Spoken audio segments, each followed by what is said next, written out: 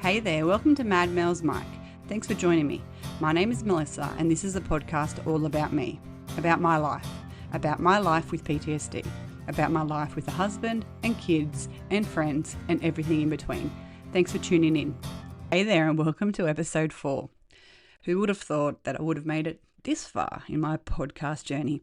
Before we get started on episode 4, I just wanted to give a big shout out to my mates in Pennsylvania. I met them on a tour through the Canadian Rockies. And also I want to say a big shout out to my family in LA. Hope you guys are all well. Well, let's get this thing started. So thanks again for returning and listening to my voice. I just wanted to start off with a bit of a story, but I do realize that this podcast has been a little bit somber at points, but unfortunately that's the way my life has been going the last 4 years. Anyway, in my first episode, I mentioned that Taylor Swift is my best friend. So I thought I'd give you a little bit of insight as to how this happened. So as I've previously mentioned, I have 2 daughters and a son. Both my girls are big Taylor fans. And we originally saw Taylor in Auckland for her Reputation tour, and it was amazing. So the 5 of us all went to that. And then when she was touring for the Eras tour, we got tickets. The girls and I got tickets to it. And I love Taylor. I knew all the words to most of the songs that she sung there, except for the surprise songs that I couldn't really pick what she was going to sing. But it was an amazing night. And I think the biggest thing I got out of that despite how many people there were, it was a massive sold out stadium in Sydney at Accor Stadium. And every single person that was there was just joyous. And it was at that point that I thought, wow, this one person can bring so much joy to so many people. And it was nice. I've never been anywhere before that everybody was just so happy and so happy to be seeing her. So that was a true testament to her. So anyway, in my wisdom, I decided 2 days after we saw her to put together a little video, and I laugh at it now because it is quite ridiculous. I put together a video, and at the time I had very little voice left because I had sung so loud for so long at her concert. So here I am with a silly old voice that was breaking. I sounded like a little teenage boy, and I sent her this message just saying how amazing I think she is and how I honestly believe that we could be best friends. Anyway, long story short, I sent the video to her and some words, and lo and behold, she didn't respond. Surprise, surprise. Anyway, I kind of knew that was the case. So in my wisdom, I decided to send it to Travis as well. So here I am pouring my heart out in this little message, and I sent it to both Taylor and Travis. And guess what? Neither of them responded. So, but that's just a little bit of insight into how I work. I do stupid things like that, knowing full well that there's no way in the world that she would actually respond, but I sent it anyway, knowing that it would make myself feel better, being able to share that little bit of insight that I had about her and the tour. So yeah, anyway, besties with Taylor. Yes, Taylor is my best friend. However, I do have an exceptional group of friends around me. My bestie hiking Mel, she is a rock, and there have been a few other people in my life that have really helped me through it all. So I actually went and did some Googling the other day. I'm not sure that's necessarily a good thing, but I came across this little saying that I think depicts exactly how people with anxiety and depression actually feel. So I'm just going to read that to you now. Having anxiety and depression is like being scared and tired at the same time. It's a fear of failure, but no urge to be productive. It's wanting friends, but hate socializing. It's wanting to be alone, but not wanting to be lonely. It's caring about everything, then caring about nothing. It's feeling everything at once, then feeling paralyzingly numb. I just thought that little quote just sums up so perfectly how you feel when anxiety and depression come in. So you've got anxiety and depression, and then you've got the PTSD where all your senses are just heightened. So you throw all that in together and you get a whirlwind of emotions or lack of emotions and that feeling of paralyzingly numb. And that's something I can certainly resonate with. On one of my Wednesday waffles, one of my mates had spoken to during that about not having any motivation to do anything. And that's something I can certainly resonate with. Motivation is hard because you are tired all the time. I am tired constantly. I sleep all night, but I'm not getting any decent sleep. So motivation is very, very difficult to come across and very difficult to find. And look, I don't know where to find it. I try and do the most that I can in my household, but I just can't do it. Like I will look at the toilet and stare at it and go, oh, that's really filthy at the moment. I really should clean that, but I just don't have the capacity to do it. So I look at it knowing that it needs to be done and walk away. So one of my pet hates is getting petrol. I just find it such a time waster. And I think it's funny that I call it a time waster because it's something that I need to do, but I will more than happily sit on the lounge watching TV, doing nothing and playing silly games on my phone, but that's not considered time wasting, but having to get fuel is. And I had to fill up towards the end of last week, and all I could think of was, I really can't be bothered doing this. I really can't be bothered. But I knew the next day I was driving out to the lake, and if the fuel gauge light comes on, then my anxiety goes through the roof. So I just said to myself in that time, future Melissa will thank you for getting this fuel now. And as stupid as that sounds, that actually really helped to go, what would future Melissa think of what you did now? It may be as little as getting the fuel. And I can rest assured knowing that the next day when I got in my car and saw that the fuel tank was full, I went, thank you, Past Melissa, for having the strength to fill your car up, as silly as that sounds, because there's not a lot of strength in it. You pump it for a little while and then you go in and pay. There's not a lot to it, but for my broken head, there is a lot that comes out of just saying thank you for those small little tasks that we were able to complete during that day. So motivation is a funny little thing that some things I find myself completely and utterly motivated to complete, and other things it's just a drag. And I think that's just part of everyday life, but it's exacerbated by the mental health issues that I face as well. Another big's probably the wrong word for this context, but another huge aspect that I've found difficult is the constant weight gain that I have had as a result of ongoing medications. And I know medications are there to help me, and I get that. And I know that without these medications, life would be very, very different, and it wouldn't be a nice different. But medication plays a huge part, or has played a huge part, in my ongoing weight increase. And I've found that very difficult to digest, because prior to my workplace mental health psychological injury, I maintained a pretty steady weight. I exercised and I was involved in my running and things like that.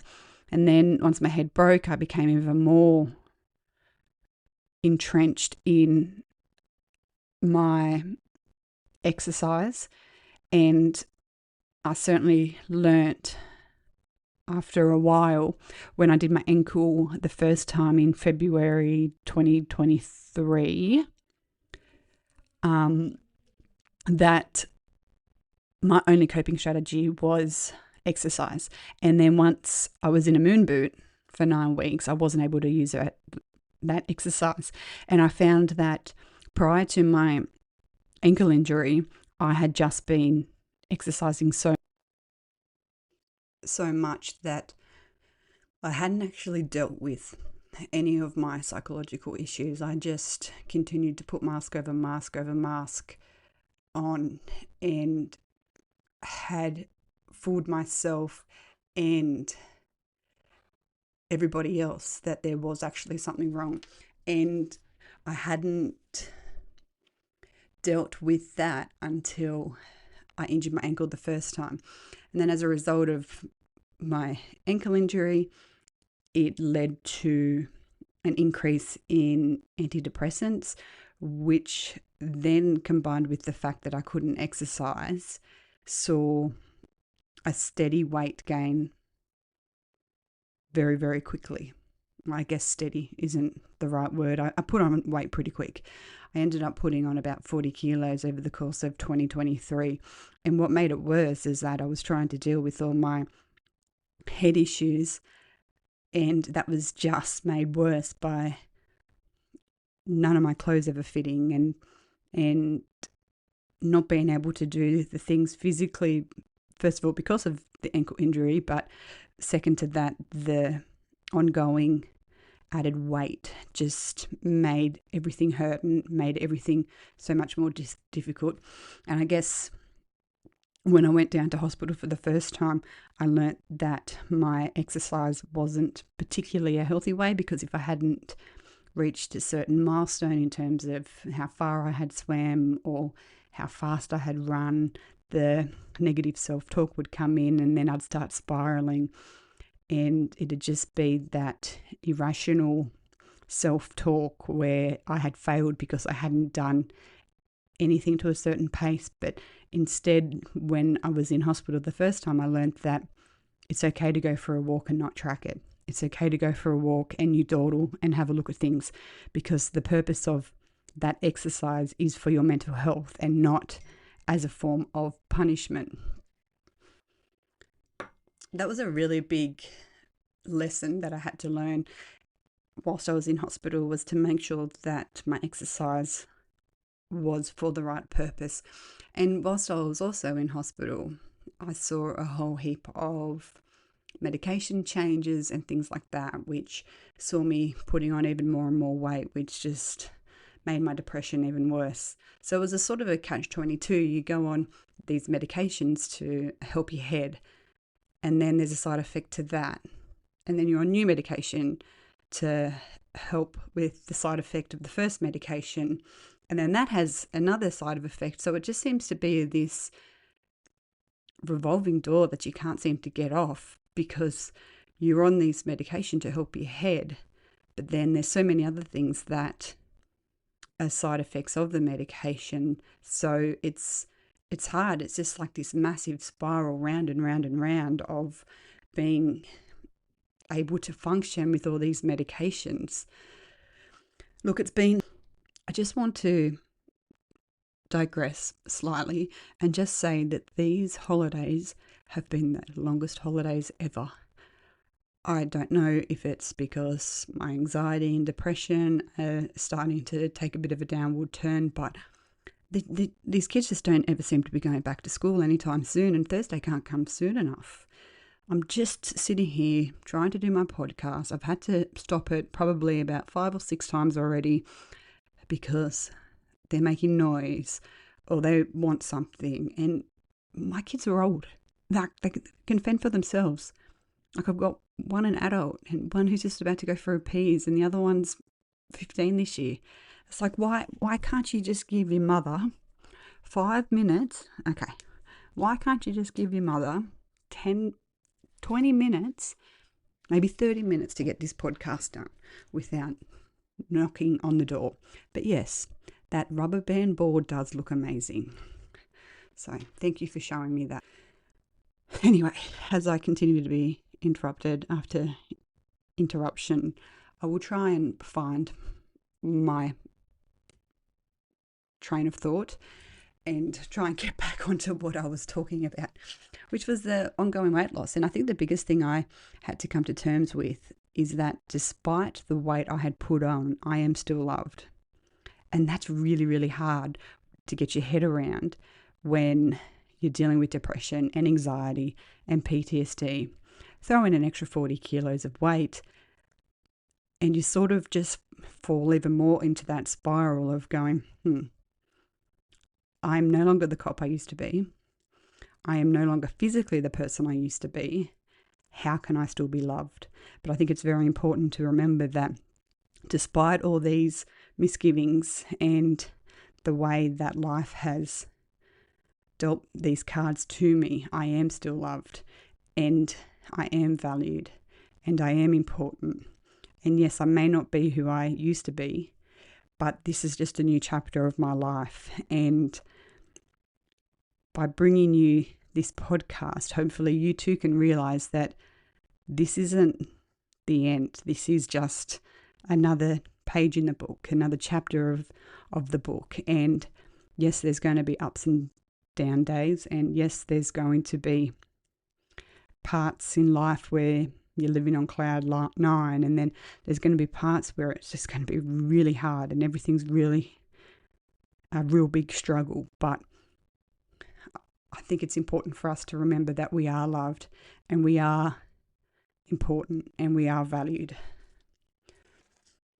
In my first podcast, I mentioned that I like music. I like music a lot, and I like to find songs that I really resonate with. There's an artist by the name of Ren Gill. He has some mental health issues himself. He's not your mainstream type of artist, but he is very good. He's got a song called Chalk Outlines, and I urge you to listen to it, and I'm just going to... But little by little, bit by bit, I push it back down with a new habit. If not for long, just for a while, I'll bury myself with a great big smile. Oh my, we trace ourselves in these chalk outlines. So it's an interesting little song, and I like the part that, and I feel like I'm doing it myself. I find a new habit to do, just to push down my feelings, and whether that be vaping or getting my ears pierced multiple times or getting my nose pierced or just getting tattoos, just any little thing that is outside of the norm of my life, and that I do bury myself with a great big smile, because if I show everybody else that I've got this great big smile, then there's nothing wrong with me. And then if there's nothing wrong with me, then I don't have to be dealing with everything else that's going on in my head. And I think I find myself, like Ren says, burying myself behind a great big smile because it's easy. It's easier to pretend you're okay than having to deal with everything else. But I know that's not a long-term solution, and making sure that I deal with my psychological issues as they present themselves, whether it be for yesterday or today or even 10, 20 years down the track. It's about being open and honest with myself. Therefore, I can be the best person, best mother, best wife that I possibly can be. I heard a little analogy the other day, which I find quite interesting, and I think it's something that we can all take something out of. And I was asked the question, you're in an aeroplane and the breathing masks come down. Who do you put on first? You bear in mind you're with your husband and your kids. And my first instinct is always to put on everybody else's first. But I think what's important here to know is that we can't look after everybody else until we've looked after ourselves. I can't look after everybody else until I've looked after myself. And knowing that I'm now metaphorically putting on my face mask from that aeroplane, giving me that oxygen that I need so that I can help and look after the ones that I love, and that I can have the strength to continue putting together this podcast. So just want you to take that aside and just realize that, yes, you do love your loved ones. Yes, I know I certainly do, but I can't help them and you can't help them until we put ourselves first. I'm just going to finish with something new that I'm going to start this week, and I'm going to continue doing it every week from now on, and just finish it off with a little weekly thought that we can all take away for the next week. And here's one that I found, and I'll pop it up on the socials as well. And it says, self-love is so important. I don't want to be in my elderly years flicking through old pictures of myself and at the last moment realizing how beautiful I truly was. Thanks again for listening. I hope you've enjoyed this week's episode.